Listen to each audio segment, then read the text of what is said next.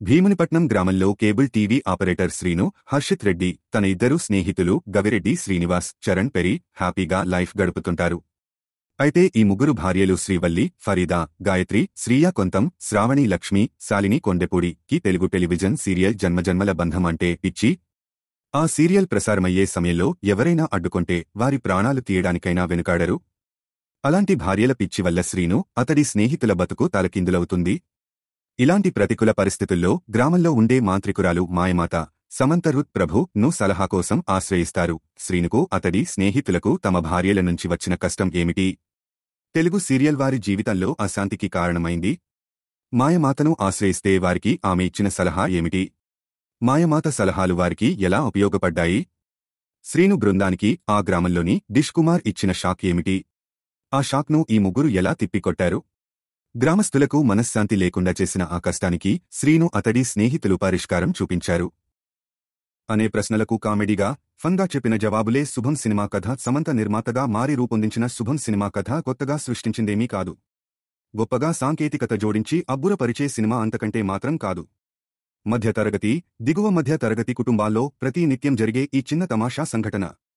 దానివల్ల కాపురాలు, కుటుంబాల్లో ఎలాంటి అశాంతి కలుగుతుందనే విషయాన్ని అత్యంత వినోదంగా చెప్పే ప్రయత్నం చేసిన సినిమా శుభం.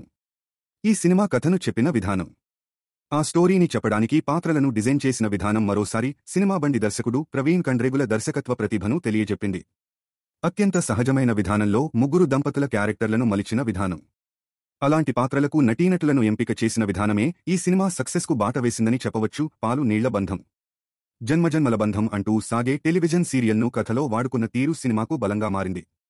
ఫస్టాఫ్లో సమస్యను ఎస్టాబ్లిష్ చేసిన విధానం, పాత్రల పరిచయం, వారి యాటిట్యూడ్, బిహేవియర్ను చూపించిన విషయాలు కథలో లీనమయ్యేలా చేసింది. ఫస్టాఫ్లో కథను సరైన ట్రాక్లో నడిపించిన ప్రవీణ్ సెకండాఫ్లో పూర్తిగా తడబడ్డాడు. స్క్రిప్టులో అనేక లోపాలు కనిపించాయి. వాటిని కప్పిపుచ్చడానికి సినిమాబండి టీంను సినిమాలోకి లాగి పెద్ద కసరత్తే చేశాడనిపిస్తుంది.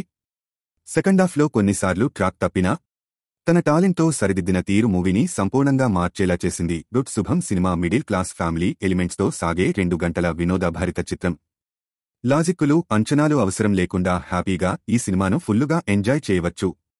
నటీనటుల పెర్ఫార్మెన్స్, దర్శకుడి టాలెంట్, విజన్ ఈ సినిమాకు ప్లస్ పాయింట్స్.